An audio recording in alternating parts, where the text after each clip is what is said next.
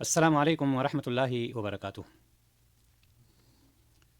الحمدللہ رب العالمین والصلاة والسلام علی خیر خلقہ محمد وعلی آلہ وصحبہ اجمعین، اما بعد۔ اعوذ باللہ من الشیطان الرجیم، بسم اللہ الرحمن الرحیم۔ ان الصلاة كانت علی المؤمنین کتابا موقوتا۔ اللہم صل علی محمد وعلی آل محمد کما صلیت علی ابراہیم وعلی آل ابراہیم انک حمید مجید۔ اللہم بارک علی محمد وعلی آل محمد کما بارکت علی ابراہیم وعلی آل ابراہیم انک حمید مجید۔ رب اشرح لی صدری ویسر لی امری واحلل عقدۃ من لسانی یفقہوا قولی۔ تمام قسم کی حمد و ثنا، تعریف و توصیف اللہ رب العزت کے لیے، اور جناب محمد رسول اللہ صلی اللہ علیہ وسلم پر درود و سلام۔ محترم حضرات و خواتین، اللہ تبارک و تعالیٰ نے انسان اور جنات کو اپنی عبادت کے لیے پیدا کیا ہے۔ جہاں پر بہت ساری عبادتیں پائی جاتی ہیں، وہیں پر ارکان اسلام کا ایک اہم رکن نماز ہے۔ نماز ایک عاقل انسان کے لیے، ایک عاقل مسلمان کے لیے ہر حالت میں ضروری ہے، فرض ہے، چاہے وہ کسی بھی حالت میں ہو، چاہے وہ کھڑے ہو کر نماز پڑھے، بیٹھ کر کے نماز پڑھے، آنکھ کے اشاروں سے پڑھے، لیکن اگر وہ عقل رکھتا ہے تو اس پر نماز ضروری ہے۔ آج کی اس محفل میں ہم باجماعت نماز کی فضیلت کے بارے میں کچھ باتیں آپ کے سامنے پیش کرنے کی کوشش کریں گے۔ جیسا کہ میں نے آپ کو بتایا، نماز اسلام کا ایک بہت اہم رکن ہے، اور نماز کو اللہ تعالیٰ سے تعلق قائم کرنے کا سب سے بڑا ذریعہ نماز ہے۔ رسول اللہ صلی اللہ علیہ وسلم نے نماز کو اپنی آنکھوں کا ٹھنڈک قرار دیا ہے، اور یہ بھی آپ کو معلوم ہے کہ کلمہ شہادت کے اقرار کے بعد مسلمانوں پر عائد ہونے والا سب سے اہم فریضہ نماز کا قائم کرنا ہے، چونکہ اللہ تبارک و تعالیٰ نے نماز کے قائم کرنے کا حکم دیا ہے۔ اللہ تبارک و تعالیٰ قرآن مجید میں بار بار جگہ جگہ پر نماز کرنے کا حکم دے رہا ہے۔ سورۃ البقرہ میں اللہ تعالیٰ نے فرمایا، وَأَقِیمُوا الصَّلَاةَ وَآتُوا الزَّکَاةَ وَارْکَعُوا مَعَ الرَّاکِعِینَ، نماز قائم کرو، زکوٰۃ ادا کرو، اور رکوع کرنے والوں کے ساتھ رکوع کرو۔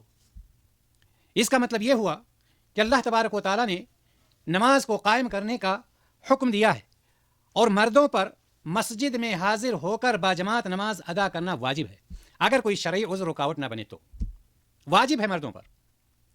اور یہ قرآن میں اس کی دلیلیں بھری پڑی ہوئی ہیں، جیسے اللہ تبارک و تعالیٰ نے فرمایا، وَارْکَعُوا مَعَ الرَّاکِعِینَ، اور رکوع کرنے والوں کے ساتھ رکوع کرو۔ اور دوسری جگہ سورۃ النساء میں اللہ تعالیٰ فرماتا ہے، وَإِذَا كُنْتَ فِيهِمْ فَأَقَمْتَ لَهُمُ الصَّلَاةَ فَلْتَقُمْ طَائِفَةٌ مِّنْهُمْ مَعَكَ وَلْيَأْخُذُوا أَسْلِحَتَهُمْ، اور جب ان کے ساتھ ہوں، اور جب آپ ان کے ساتھ ہوں اور ان کے لیے نماز کھڑی کریں، تو ان میں سے ایک گروہ آپ کے ساتھ کھڑا ہو اور اپنے ہتھیار لیے رہیں۔ اب آپ یہ بتلائیں کہ حالت جنگ میں جس وقت مسلمان اور مشرکین کی لڑائی ہو رہی ہو، جنگ ہو رہی ہو، ایسی صورت میں نماز قائم کرنے کو حالت خوف اس کو کہتے ہیں، صلاۃ خوف، یعنی حالت خوف میں نماز کو قائم کرنا۔ جب اللہ تبارک و تعالیٰ نے حالت خوف میں باجماعت نماز کا حکم یعنی واجب قرار دیا ہے، تو جب امن و امان ہے، شانتی ہے ہر طرح سے، تو اس میں تو بالکل ضروری ہے کہ ایک شخص جا کر کے مسجد میں جماعت کے ساتھ نماز کو ادا کرے۔ حالت جنگ یا حالت خوف میں مسلمانوں کی دو جماعتوں میں فوج کی دو جماعتیں کی جائیں گی، ایک جماعت دشمنوں کے سامنے رہے گی، اور ایک جماعت ایک گروہ جا کر کے جماعت سے نماز پڑھے گی۔ یعنی حالت خوف میں بھی نبی کریم صلی اللہ علیہ وسلم نے یہ حکم دیا ہے کہ جب حالت خوف میں ہو تب بھی صلاۃ خوف قائم کرو، یعنی یہ کہ دو گروہ میں تقسیم ہو جاؤ، ایک دفاع کرے دشمنوں کے سامنے، اور دوسری جماعت یا دوسرا گروہ جو ہے جماعت کے ساتھ نماز ادا کرے۔ اسی طرح سے اللہ تعالیٰ نے سورۃ النساء میں فرمایا، ان الصلاۃ کانت علی المؤمنین کتابا موقوتا، بے شک نماز مقررہ اوقات میں مومنوں پر فرض کر دی گئی ہے۔ اور نبی کریم صلی اللہ علیہ وسلم کی وہ مشہور حدیث، عن ابی ہریرہ رضی اللہ تعالی عنہ قال اتى النبی صلی اللہ علیہ وسلم رجل اعمى، نبی کریم صلی اللہ علیہ وسلم کے پاس ایک نابینا آدمی یعنی ایک نابینا صحابی حاضر ہوئے۔ فقال یا رسول اللہ انه ليس لي قائد يقودني الى المسجد، اے اللہ کے رسول صلی اللہ علیہ وسلم، مجھے کوئی شخص ایسا نہیں ہے جو ہمارے گھر سے مسجد تک پہنچا دے، میں نابینا ہوں، میں دیکھ نہیں سکتا، مجھے مسجد تک پہنچانے والا کوئی شخص نہیں ہے۔ فسال رسول اللہ صلی اللہ علیہ وسلم अन युरख्खिस लहू फयुसल्ली फी बैतिही। वो नाबीना सहाबी नबी करीम सल्लल्लाहु अलैहि वसल्लम के पास तशरीफ़ लाए और उन्होंने चाहा कि हमें रुख्सत मिल जाए कि मैं अपने घर में नमाज़ पढ़ लूँ, चूँकि घर से मस्जिद तक पहुँचाने वाला कोई शख्स नहीं था, यानी ये कह करके वो रुख्सत चाह रहे थे। फ़रख्खस लहू फलम्मा वल्ला दाअहू, रसूलुल्लाह सल्लल्लाहु अलैहि वसल्लम ने उनको रुख्सत दे दी, कहा ठीक है जाओ घर में नमाज़ पढ़ लो।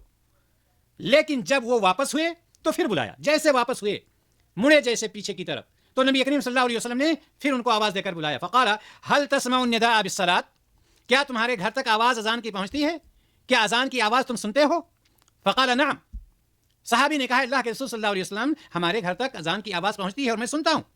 क़ाल फ़अजिब, रवाहु मुस्लिम, नबी करीम सल्लल्लाहु अलैहि वसल्लम ने फरमाया फिर मस्जिद में आकर नमाज़ पढ़िए। ये बाजमात नमाज पढ़ने का हुक्म नबी करीम सल्लल्लाहु अलैहि वसल्लम ने दिया है। और इसी तरह से जमात से नमाज पढ़ने की नबी करीम सल्लल्लाहु अलैहि वसल्लम ने बहुत फजीलत बतलाई है, बहुत फजीलत है, बहुत मकाम है और मर्तबा। लोग समझते नहीं हैं, जिसकी वजह से जमात से नमाज पढ़ने का एहतमाम नहीं करते।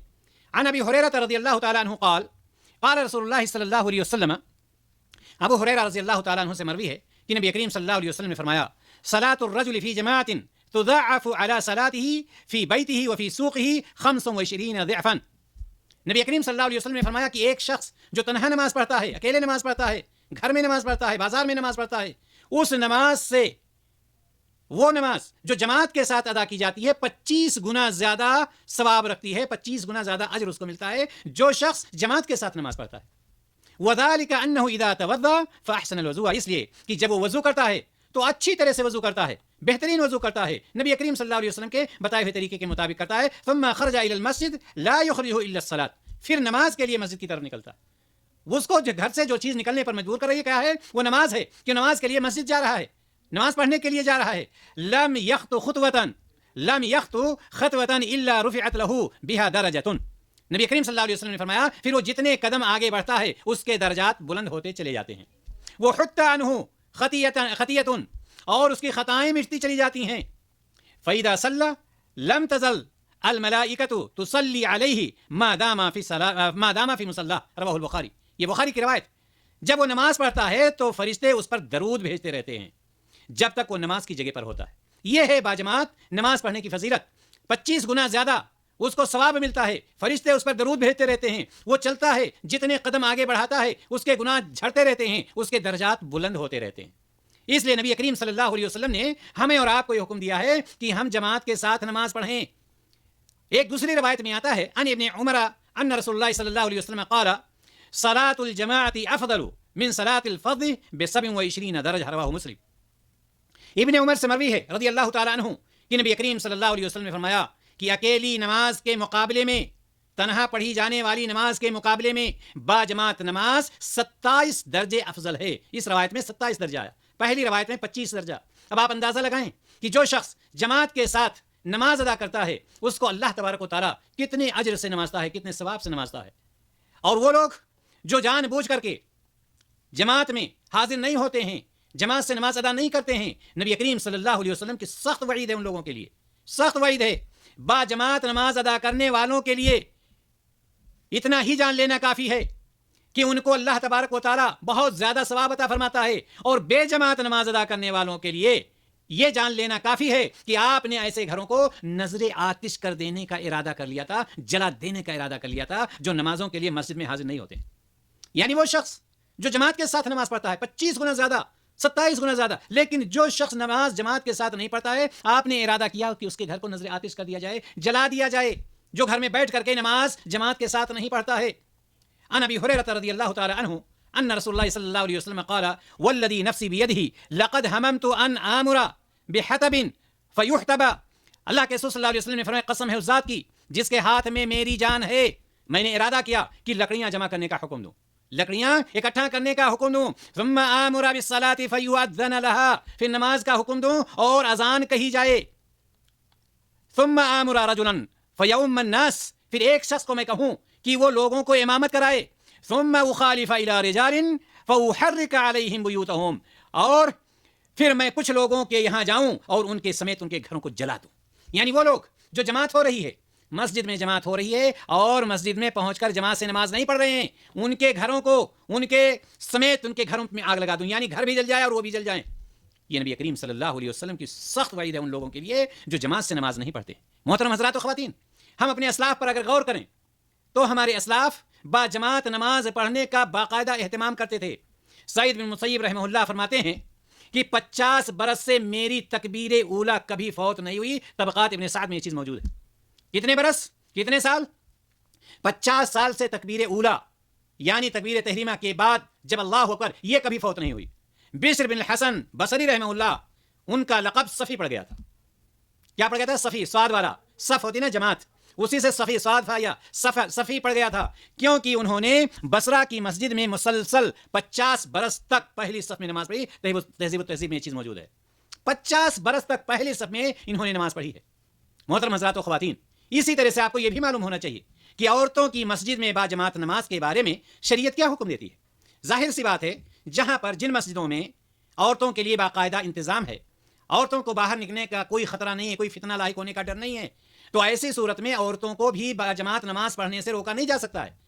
وہ جا کر کے نماز ادا کر سکتی ہیں. جیسے حرمین دیکھ لیجیے آپ، یا ریاض میں جامع الراجی بہت بڑی مسجد ہے جہاں پر عورتوں کی نماز باقاعدہ اہتمام کے ساتھ ہوتی ہے، مردوں کی اور عورتوں کے ساتھ میں. ایسی مسجدوں میں اگر عورتیں جا رہی ہیں تو بہت اچھی بات ہے.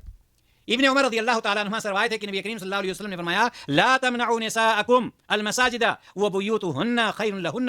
ابو داؤد کی روایت ہے کہ عورتوں کو مسجد میں جانے سے نہ روکو، یعنی ان مسجدوں کی بات ہو رہی ہے جہاں جانے کا کوئی خطرہ نہیں ہے، جس مسجد میں عورتوں کا انتظام ہے ان کو مسجد میں جانے سے نہ روکو. البتہ ان کے لیے گھر میں نماز پڑھنا بہتر ہے. اگر وہ گھر میں پڑھتی ہیں تو بہت اچھی بات ہے، لیکن اگر جہاں پر انتظام ہے وہاں پر عورتیں جا کر کے نماز کو ادا کر سکتی ہیں. اگر عورتیں کئی ایک ہیں گھر میں، وہ جماعت کے ساتھ نماز پڑھنا چاہتی ہیں، کیا وہ اپنی جماعت بنا سکتی ہیں یا نہیں بنا سکتی ہیں؟ جس گھر میں جماعت کرنے والی خاتون موجود ہو اس گھر میں خواتین کو باجماعت نماز کرنے کا اہتمام کرنا چاہیے.